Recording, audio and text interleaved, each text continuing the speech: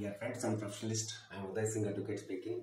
So ನೀವೆಲ್ಲರೂ ಸಹ ನನ್ನ ಚಾನೆಲ್ ಅನ್ನು ವೀಕ್ಷಿಸ್ತಾ ಇದ್ದೀರಿ ಅಂತ ನಾನು ಅಂದ್ಕೊಂಡಿದ್ದೀನಿ. ನನ್ನ ಚಾನೆಲ್ಗೆ ಕಮೆಂಟ್ ಮಾಡಿ ಮತ್ತು ನನ್ನ ಚಾನೆಲ್ಗೆ ಸಬ್ಸ್ಕ್ರೈಬ್ ಆಗೋದನ್ನು ಮರಿಬೇಡಿ ಅಂತ ಹೇಳ್ತಾ, ಸೊ ಇವತ್ತಿನ ದಿನ ನಾನು ನಿಮ್ಮ ಮುಂದೆ ಆಯ್ಕೆ ಮಾಡ್ಕೊಂಡು ಬಂದಿರತಕ್ಕಂಥ ವಿಷಯ ಅಂತಂದರೆ ಡೈವರ್ಸ್ ಕೇಸ್, ವಿಚ್ಛೇದನ ದಾವೆ.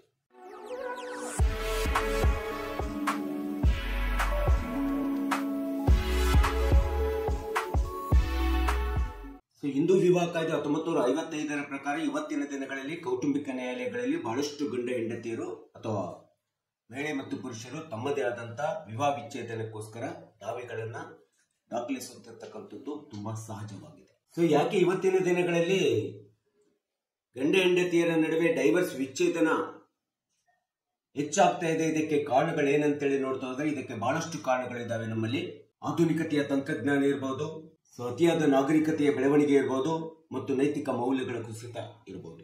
ಮತ್ತು ಇವತ್ತಿನ ದಿನಗಳಲ್ಲಿ ಮದುವೆ ಅಥವಾ ವಿವಾಹ ಎಂಬತಕ್ಕಂಥದ್ದು ಒಂದು ಪವಿತ್ರವಾದಂತ ಬಂಧನ. ಇದು ಒಂದು ಬಹಳ ಕೌಟುಂಬಿಕ ಮಹತ್ವಪೂರ್ಣವಾದಂತ ಒಂದು ಘಟ್ಟ ಹೆಜ್ಜೆ ಎಂಬತಕ್ಕಂಥ ಒಂದು ಸಂಸ್ಕಾರವಾದ ವಿನಾಶ ಎಂಬತಕ್ಕಂಥದ್ದು ಇವತ್ತು ಯುವ ಜನಾಂಗದಲ್ಲಿ ಅಥವಾ ಪೀಳಿಗೆಯಲ್ಲಿ ಆಗ್ತಾ ಇದೆ. ಅಷ್ಟೇ ಅಲ್ಲದೆ ಇವತ್ತಿನ ಸಂಸಾರದಲ್ಲಿ ಗಂಡ ಹೆಂಡತಿಯರ ನಡುವೆ ಲ್ಯಾಕ್ ಆಫ್ ಅಂಡರ್ಸ್ಟ್ಯಾಂಡಿಂಗು ಸಹ ಕಾರಣ ಆಗ್ತಾ ಇದೆ.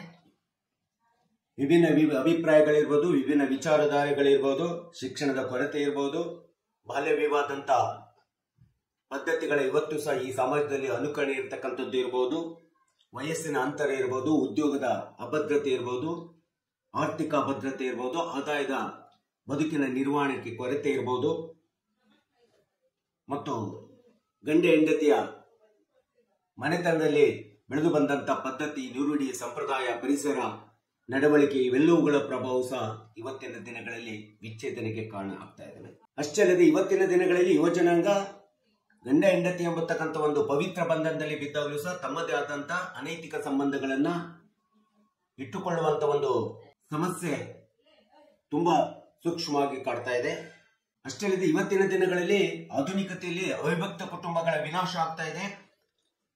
ಇನ್ನು ಕೌಟುಂಬಿಕ ಸಂಬಂಧಗಳಲ್ಲಿ ಸಂಬಂಧಗಳ ಮೌಲ್ಯಗಳು ಕುಸಿದು ಹೋಗಿದ್ದಾವೆ. ಯಾವುದೇ ಕೌಟುಂಬಿಕ ಸಂಬಂಧಗಳು ಇವತ್ತು ಉಳಿದಿಲ್ಲ.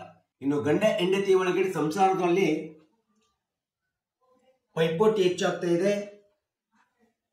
ಹಣಕ್ಕೋಸ್ಕರ, ಅಧಿಕಾರಕ್ಕೋಸ್ಕರ, ಸ್ಥಾನಮಾನಕ್ಕೋಸ್ಕರ ಗಂಡ ಹೆಂಡತಿಯ ಮೇಲೆ ಅಧಿಕಾರ ಚಲಾಯಿಸೋದು, ಹೆಂಡತಿ ಗಂಡನ ಮೇಲೆ ಅಧಿಕಾರ ಚಲಾಯಿಸೋದು, ಮತ್ತು ಜೊತೆಗೆ ಇಗೋಯಿಸ್ಟಿಕ್ ಅಂತ ಹೇಳ್ತೀವಿ ನಾವು. ಈ ಇಗೋ ಎಂಬತಕ್ಕಂಥದ್ದು ಸಹ ಹಮ್ ಅಥವಾ ಅಹಂಕಾರ ಎಂಬತಕ್ಕಂಥದ್ದು ಸಹ ಇವತ್ತು ವಿಚ್ಛೇದನಕ್ಕೆ ಅತಿ ಪ್ರಮುಖವಾದಂತ ಕಾರಣ ಆಗ್ತಾ ಇದೆ.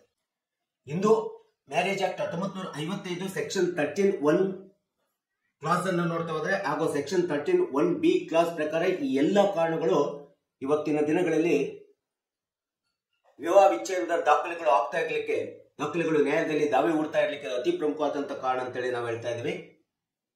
ಅಷ್ಟೇ ಅಲ್ಲದೆ IPC ಸೆಕ್ಷನ್ 498 ಹೇಗೆ ತಿದ್ದುಪಡಿ ತಂದಿದ್ರು ಸರ್ಕಾರ ತಿದ್ದುಪಡಿ ತಂದಿದ್ರು ಸಹ ಇವತ್ತಿಗೂ ಸಹ ಈ ಒಂದು ವರದಕ್ಷಿಣೆ ಕಿರುಕುಳ ಡೌರಿ ಆಕ್ಟ್ ಎಂಬತಕ್ಕಂಥದ್ದು ಸಹ ಇವತ್ತು ತುಂಬಾ ಅಟ್ರಾಕ್ಟ್ ಮಾಡ್ತಾ ಇದ್ದಾರೆ. ಅಷ್ಟೇ ಅಲ್ಲದೆ ಡೊಮೆಸ್ಟಿಕ್ ವೈಲೆನ್ಸ್ ಆಕ್ಟ್ 2005 ಎಂಬತಕ್ಕಂಥ ಒಂದು ಈ ಕೌಟುಂಬಿಕ ಭದ್ರತೆಯನ್ನು ಕೌಟುಂಬಿಕ ದೌರ್ಜನ್ಯದ ಭದ್ರತೆಯನ್ನು ತಡೆ ಹಿಡಿಯಲಿಕ್ಕೋಸ್ಕರ ತಂದಿರ್ತಕ್ಕಂಥ ಕಾಯ್ದೆನೂ ಸಹ ಇವತ್ತಿನ ದಿನಗಳಲ್ಲಿ ಈ ಡೈವರ್ಸ್ ಕೇಸ್ಗಳಲ್ಲಿ ಹೆಣ್ಮಕ್ಳಿಗೆ ಒಂದು ಖಡ್ಗದ ರೂಪವಾಗಿ ವೆಪನ್ ಕೊಟ್ಟಂತ ರೀತಿಯಾಗಿದೆ 2005 DVA ಆಕ್ಟ್. ಇನ್ನು section Hindu marriage act section 13A ಮತ್ತು ಸೆಕ್ಷನ್ 13B ಅನ್ನು ನಾವು ನೋಡ್ತಾ ಹೋದ್ರೆ ಗಂಡ ಹೆಂಡತಿ ಇಬ್ಬರಿಗೂ ಸಹ ತಮ್ಮದೇ ಆದಂತ ಒಂದು ವೇಳೆ ಸಂಸಾರದಲ್ಲಿ ಏನಾದರೂ ಬಿರುಕು ಬಂತು, ತಮ್ಮದೇ ಆದಂತ ಕನ್ಸೆಂಟ್ ಡೈವರ್ಸ್ ಅನ್ನು ತೆಗೆದುಕೊಳ್ಳತಕ್ಕಂಥ ಒಂದು ಸೂಕ್ತವಾದಂತ ಕಾನೂನು ಅವಕಾಶವನ್ನ ಕಾನೂನು ಮಾಡಿಕೊಟ್ಟಿದೆ, ನ್ಯಾಯಾಲಯಗಳು ಮಾಡಿಕೊಡ್ತಾ ಇದ್ದಾವೆ. ಸೊ ಇಂಥ ಒಂದು ಕನ್ಸೆಂಟ್ ಡೈವರ್ಸ್ ಕೇಳಿದಂತ ಸಂದರ್ಭದಲ್ಲೂ ಸಹ ಕೊಡುವಂತ ಅಧಿಕಾರ ಇವತ್ತು ನ್ಯಾಯಾಲಯದ ಕಾನೂನುಬದ್ಧವಾದಂತ ಅಧಿಕಾರ ಇವತ್ತು ನ್ಯಾಯಾಲಯಗಳಿದ್ದಾವೆ, ನ್ಯಾಯಾಧೀಶರಿಗಿದೆ. ಕೌಟುಂಬಿಕ ನ್ಯಾಯಾಲಯಗಳಲ್ಲಿ ಇಂಥ ಒಂದು ಭಿನ್ನಾಭಿಪ್ರಾಯ ಬಂದಂತ ಸಂದರ್ಭದಲ್ಲಿ ತಮ್ಮದೇ ಆದಂತ ಇಬ್ಬರ ಒಪ್ಪಿಗೆಯನ್ನು ತೆಗೆದುಕೊಂಡು ಕನ್ಸೆಂಟ್ ಡೈವರ್ಸ್ ಅನ್ನು ತೆಗೆದುಕೊಳ್ಳುವಂತ ಅವಕಾಶ ಇದೆ. ಆದರೆ ಕನ್ಸೆಂಟ್ ಡೈವರ್ಸ್ ಅನ್ನು ತೆಗೆದುಕೊಳ್ಳುವಂತ ಸಂದರ್ಭದಲ್ಲಿ ಸೆಕ್ಷನ್ 14 ಪ್ರಕಾರ ನೀವು ಏನಾದರೂ ವಿಚ್ಛೇದನ ಕೇಳಿದ್ರೆ ಅಂದ ತಕ್ಷಣ ನ್ಯಾಯಾಲಯ ವಿಚ್ಛೇದನ ಕೊಡೋದಿಲ್ಲ. ಯಾಕೆಂತಂದ್ರೆ ನೀವು ನಿಮ್ಮದೇ ಆದಂತ ಈ ಒಂದು ವಿವಾಹವಾದಂತ ಪಾವಿತ್ರಿಕ ಬಂಧನ ಏನಿದೆ, ಆ ಭಾವನಾತ್ಮಕ ಬಂಧನದಿಂದ ಇಬ್ಬರು ಸಹ ಪ್ರತ್ಯೇಕವಾಗಿ ವಾಸಿಸಲಿಕ್ಕೆ ಇಚ್ಛೆ ಇದೆಯೋ ಇಲ್ಲ ಎಂಬತಕ್ಕಂಥದ್ದನ್ನ ನಿಮಗೆ ಸುಮಾರು 6 ತಿಂಗಳಿಂದ 16 ತಿಂಗಳವರೆಗೆ ನೀವು ಪ್ರತ್ಯೇಕವಾಗಿ ವಾಸಿಸಬೇಕಾಗುತ್ತದೆ. ಗಂಡ ಬೇರೆ ಹೆಂಡತಿ ಬೇರೆ ಪ್ರತ್ಯೇಕವಾಗಿ ವಾಸ ಮಾಡ್ತೀರಿ ಎಂಬತಕ್ಕಂಥ ಒಂದು ಸ್ಪಷ್ಟ ನಿಮ್ಮ ಭಾವನೆಯ ನಿರ್ಧಾರಗಳು, ನಿಮ್ಮ ವಿಚಾರದ ನಿರ್ಧಾರಗಳು ವಾಸ್ತವಾಂಶವಾಗಿ ಕಾನೂನುಬದ್ಧವಾಗಿ ವಾಸ್ತವಾಂಶವಾಗಿ ನ್ಯಾಯಾಲಯದ ಗಮನಕ್ಕೆ ಬಂದಂತ ಸಂದರ್ಭದಲ್ಲಿ, ಅರಿವಿಗೆ ಬಂದಂತ ಸಂದರ್ಭದಲ್ಲಿ ಮಾತ್ರ ನಿಮಗೆ ಕನ್ಸೆಂಟ್ ಡೈವರ್ಸ್ ಅನ್ನ ಕೊಡತಕ್ಕಂಥದ್ದು ಅಥವಾ ಬಿಡತಕ್ಕಂಥ ಅಧಿಕಾರ ಇವತ್ತು ನ್ಯಾಯಾಲಯಗಳಿಗಿದೆ ಅಥವಾ ಕೌಟುಂಬಿಕ ನ್ಯಾಯಾಲಯದ ನ್ಯಾಯಾಧೀಶರಿಗೆ ಇರ್ತಕ್ಕಂಥದ್ದನ್ನು ನಾವು ನೋಡ್ತೇವೆ. ಇನ್ನು ಹಿಂದೂ ಮ್ಯಾರೇಜ್ ಆಕ್ಟ್ 1955 ಸೆಕ್ಷನ್ 24 ಪ್ರಕಾರ ಹೋದ್ರೆ ಯಾವಾಗ ಗಂಡ ಹೆಂಡತಿ ಡೈವರ್ಸಿಗೆ ವಿವಾಹ ವಿಚ್ಛೇದನೆಗೆ ಅಪ್ಲೈ ಮಾಡುವಂತ ಸಂದರ್ಭದಲ್ಲಿ